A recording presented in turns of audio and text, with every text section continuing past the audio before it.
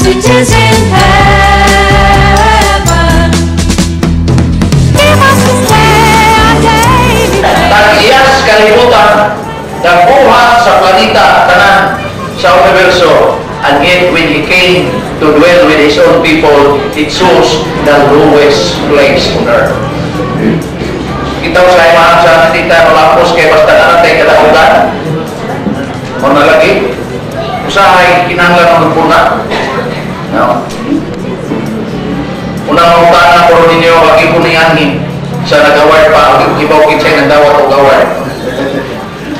Mangutana ko ninyo, kapunta na nagkadawat o gaward, do you think you really deserve the award? So, unya kayo sa mga award na may masipya. Sa una gani, kadaghan ko, nadugay, wata ko ganay sa akong direktor dili sa una, kaya tunong-tunong niya, ako itap na siya, siya, taga niya gawad, at soul. Niya itap na siya, napunto sa soul, sa partisi, magkano niya gawad, ang sales na po, yan yung hinikay-hinikay. Anong hikayan, magiging akong naman na ito, napunta ni.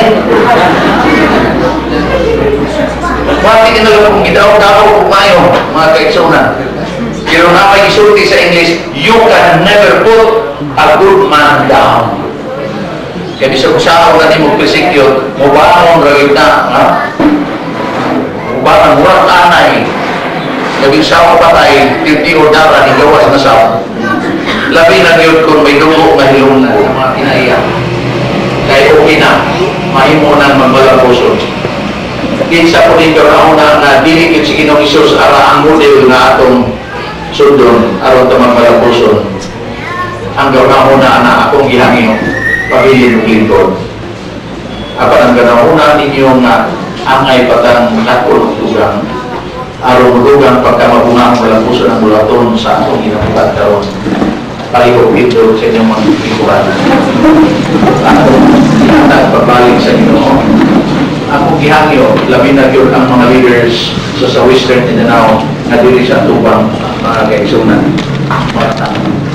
Because remember, leaders and members ang atong ihangyo sa Ginoo ngayong panalanginan. Ngaya hamatagan niya to 17 qualities or virtues aron ang Western Mindanao kung magyud ang mga kadaugan sa lambusan kaya sa naging panahon.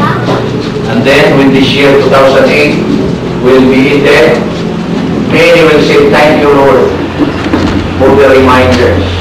Yadaghan nato ang maka-attend sa National Convention next year na pagkahimuon sa Cebu. Amen? Amen. Thank you leaders. Now I want the lecture evangelist who wants to succeed. Lecture evangelist who are not satisfied with what we have already done last year.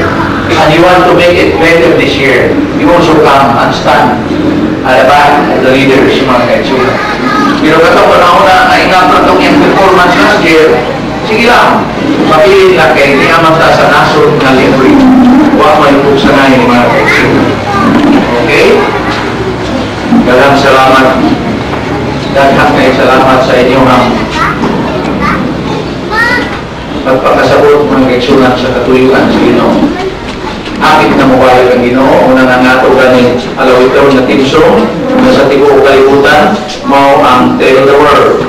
Kung ganahan ang gusto kong ato isang katahon, sa lipat na mag-ampo, kaya mauni ato ang angay, dako nga responsibilidad na ato ang magabuhaton, hindi sa ato ang tatsa, kamangan sa magkakapot sa mga karaputon sa naging atuwid. Gikan sa publishing director, manager, assistant publishing directors, and all the lecture graduates Western Mindanao. Apil ang mga kaigsunan ng miyembro sa Iglesia sa Gamo na unsa ang among na buhat, nga ngayon tanamong buhaton sa naging katuig. Tugod ni Ginoo nga mabuhat na namong karon. Tungod kay ka maghahatag og karon, maghahatag og kalipay, maghahatag og kaalam, nga bala ang Espiritu lamang nimo ang magahimo. Salamat sa modelo nga among katunan sa karong hapon sa example nga bibilin ni Ginoong Hesus. Bisan tinuro na kami mga disappointments, ining kinabuhian, kaya nga mabilihan na natin ang tanan. Inigbalik ni Ginoong Hesus. Iandaman mo kami mga butang, kawa pag yung nakita sa aming mga pananaw. niabot sa among mga panahona kung nasulti sa among mga dila. Doon kayang tanan nga matahong nga angay walwatnan sa mga katawan na maurang mga katawan sa tibok universo pagkamatyan ng Ginoong Hesus. Mo imong giandaman og labing matahong mga butang sa ito. Mingaw ang langit Ginoo kung kami maabot dito na walay nakailan mo kay walay wala aaminin ka lang na ang nadala sa itilan hindi sa iyo. Maulaw kami Ginoo nga makikauban sa mga nulundan na wala minahimo. Unang nasalamat nga daw lang pa'y panahon na mababatnan. Tugutin nga makahimo kami daghan mga butang pinagilaw sa kahong sa walang espiritu. Ituyod ang imong mga kamot sa pagdawat kanila. Bendisyonin sila Ginoo sa taala o kay balo. So sa kahong sa walang espiritu.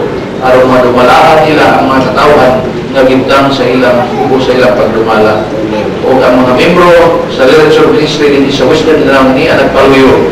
Unta, maogyo Ginoo ang may tapos mala sa among atunan karon itunan na 17 ka mga virtues o quality sa Pangulo o mga sumusunod nga angay mabatnan sa imong iglesia aron mapadali ang imong buhat. Daghang mga militaran among sultian.